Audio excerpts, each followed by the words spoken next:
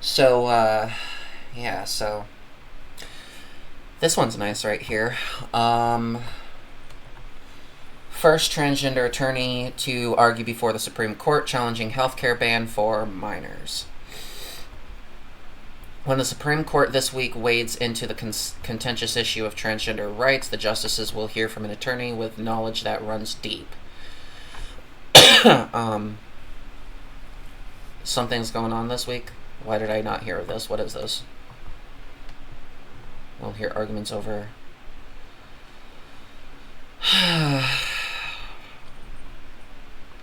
I'm not optimistic, guys.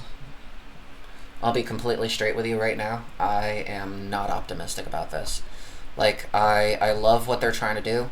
Don't get me wrong, I do love it sincerely, but I do not believe anything like this is going to happen. I mean, they literally overturned Roe v. Wade in order to force, anybody with a uterus back into their place, because God forbid they have any rights over their own bodily autonomy, because, fuck the rights of half the country, you know what I mean? So, with that going on, and the fact that a huge chunk of the country is starting to become more and more transphobic, and now the Democratic Party is starting to shift to the right on trans issues, I do not see this actually going the way it actually should, the way that we want it to. So, let's go ahead and read about it. Chase, let's see. So, let me make sure you guys can hear me. You probably can. It says you can. So anyway, Chase Strangio will be the first openly transgender attorney to argue before the nation's highest court, representing families who say Tennessee's ban on health care for transgender minors leaves their children terrified about the future. Arguments in the case come amid heightened pushback for transgender rights, including a presidential campaign where Republican Donald Trump put his fierce opposition front and center. And by the way, Donald Trump, when it comes to arguments for or against transgender rights, we actually don't know what the hell he believes. He could believe whatever the heck he says on any day. But I'll tell you one thing. We all know what he says today. But let's see what he said back then. Trump on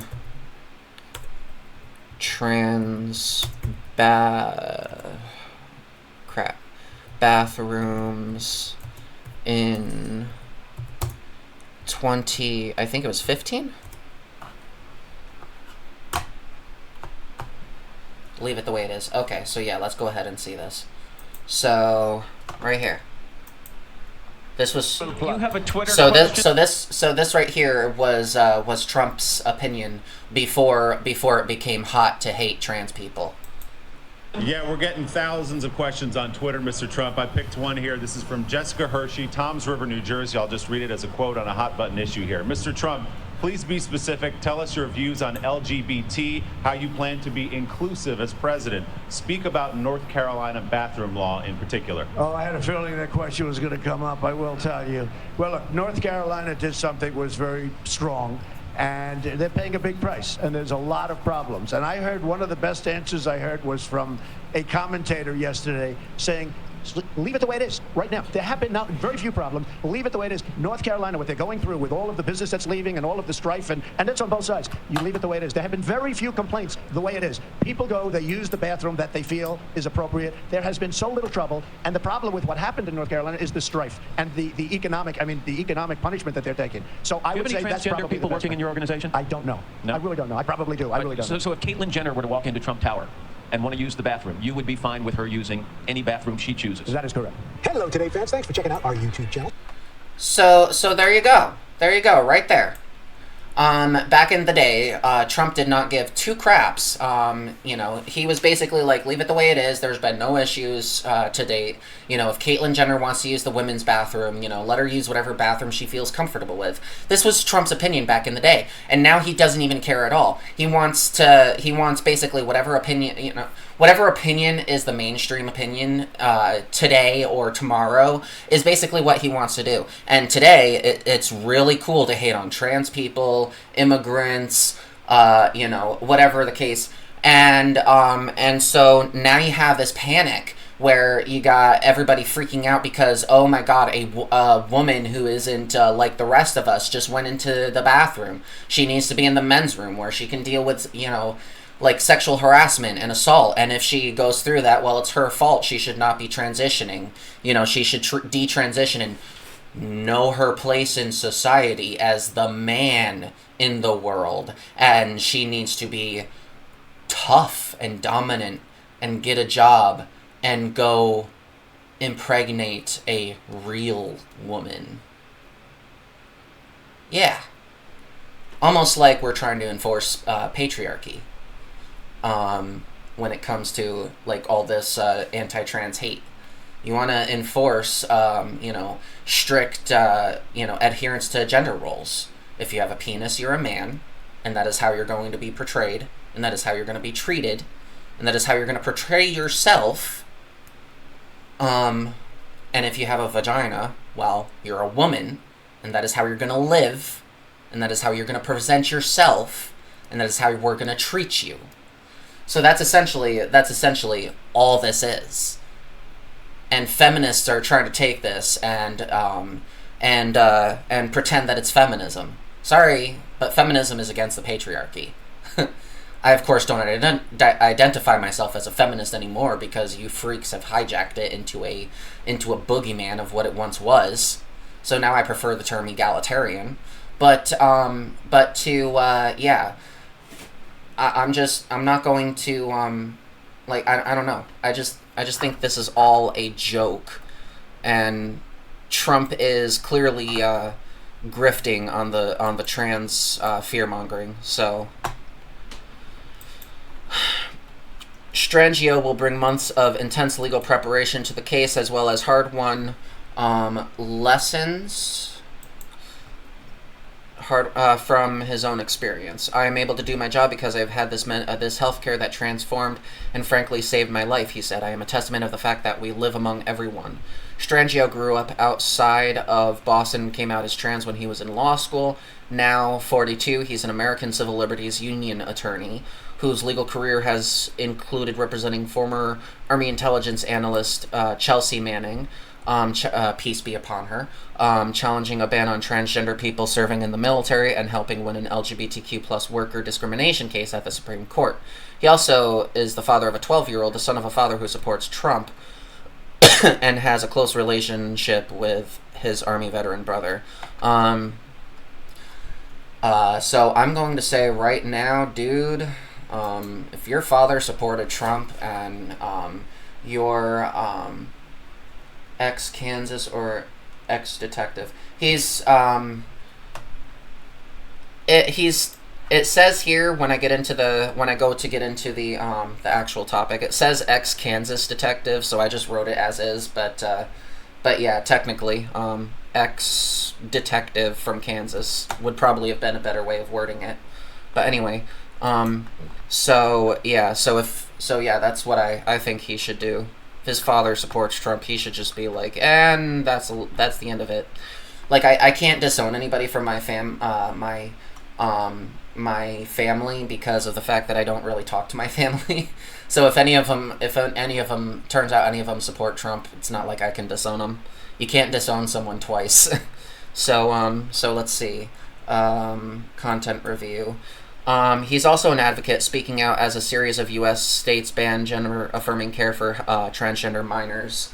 The laws are part of a wave of restrictions on school sports participation and bathroom usage around the country. After the first openly transgender person was elected to Congress, House Speaker Mike Johnson, our law declared support for restricting bathroom use to sex assigned at birth.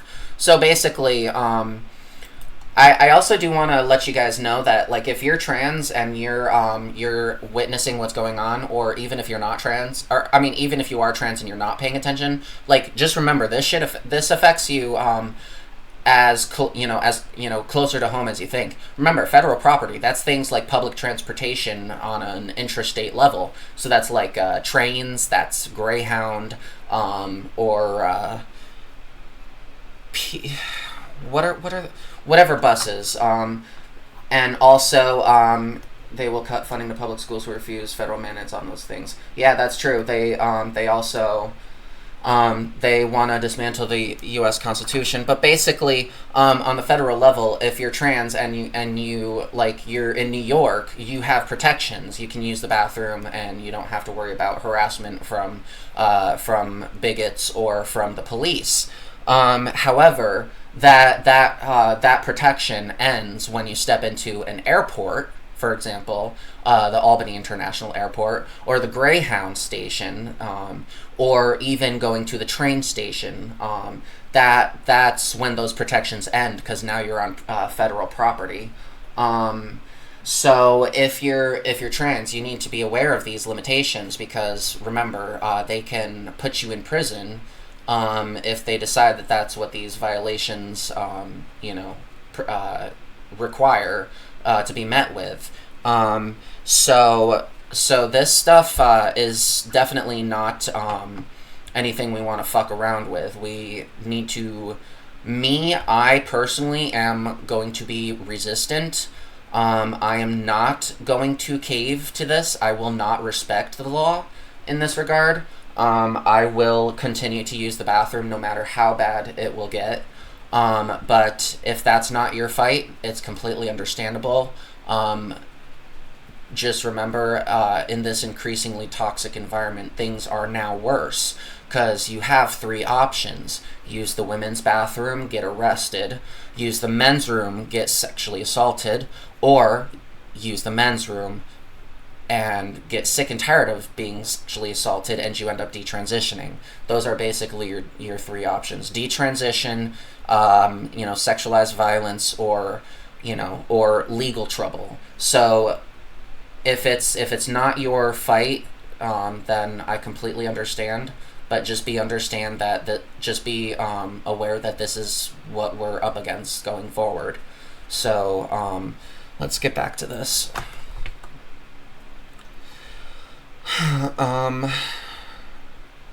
Tennessee, meanwhile, will argue. So, federal funding for gender-affirming care is under threat. So, if you have Medicare, there's a chance that won't be funded. So. Thank you very much.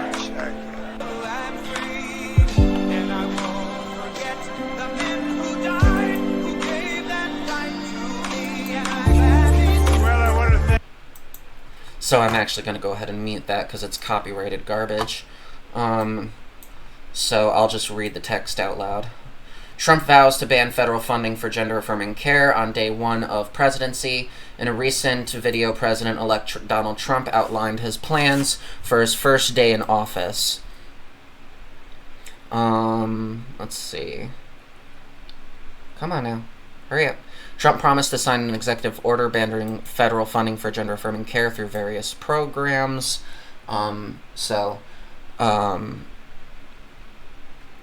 He called on Congress to permanently stop taxpayer dollars from being used for these procedures. Trump also vowed to support legislation allowing lawsuits against doctors who perform transgender procedures on children. Additionally, he plans to ask Congress to pass a bill recognizing only birth-assigned genders. So basically, what you're going to want to do is, if you're facing this issue, you need to it's probably within your best interest to get all your documentation updated, because if that goes through, that means anybody who probably hasn't had their information updated is probably not going to be able to get their stuff updated. So so definitely make sure you try to get that stuff updated as soon as possible. Tennessee, meanwhile, will argue before the Supreme Court that treatments like puberty blockers and hormones carry risks for young people, and its law protects them from making treatment decisions prematurely. But here's the thing: you're not protecting anybody from anything, because of the fact that if you take away here's the thing: children can use puberty blockers. You see, if a little girl goes into puberty prematurely, they put her on puberty blockers so that she doesn't, so she doesn't go into puberty before she's supposed to. They do the same thing for little boys as well. If you're going into puberty, like, if you're cisgender, you have access to puberty blockers. They're trying to make it so that if you're transgender, you don't get access to it. And they're trying to frame it as protecting them from making decisions prematurely. But we all know that has nothing to do with it. It is all an attack on the rights of trans people, and there is no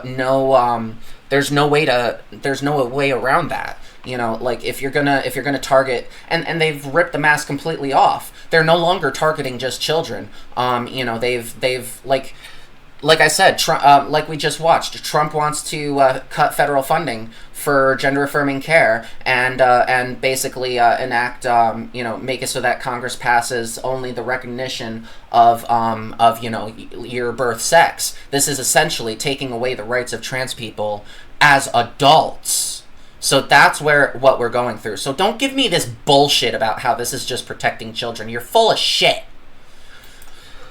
Tennessee, like many other states, acted to ensure that minors do not receive these treatments until they can fully understand the lifelong consequences or until the science is developed to the point that Tennessee might take a different view of their efficacy, state attorneys wrote in court filings.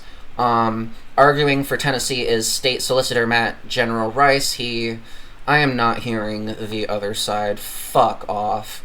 The Biden administration is supporting the challenge to Tennessee's law, but the federal government's position is expected to change after Trump takes office because of fucking course.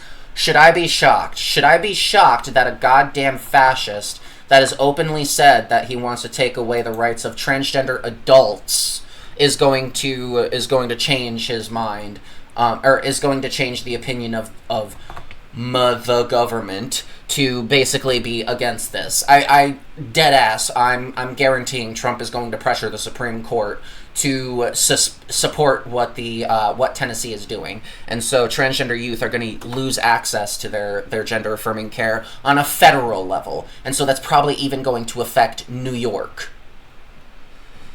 I'm telling you, these kinds of stories really trigger the hell out of me. It's very, very horrible territory we are living in. Like, I thought we were over this. I thought bigotry was over because Obama. You know what I mean? I thought everything was resolved, but apparently not. Apparently we still have a long way to go because too many people are so fucking stupid that they think that as long as these damn queers don't have rights, my life is better. Like, get the hell out of here. Like, you're so full of crap, you don't even, like, oh my god. Anyway, I need to end this fucking segment before I end up losing my shit. So anyway, if you enjoyed this segment, please like and share. Leave a comment in the description or in the comment section below, and also check in the description. You can find my links, including to my Patreon, my Discord channel, where you can join the community and be part of the discussion, not just during live streams, but in the Discord as well. We're developing a nice community there. And with that, you can also follow me on TikTok or Twitch. TikTok, you'll find I have the biggest following there, at 1,200 versus any of my other socials. So, I don't know, I must be doing something over there, right? Go check it out. And with that, I bid you farewell. Thanks for watching. I've heard bad things, terrible things about the Queen Matriarch. She wants to radicalize your kids into communism and give people health care and free lunch. It's terrible. So definitely do not watch her show. Her politics are bad, the worst you've ever heard. So definitely do not subscribe to her on YouTube, Twitch, TikTok, or follow her on Blue Sky or X, or join her Discord server, or fund her Patreon. Links in the description below.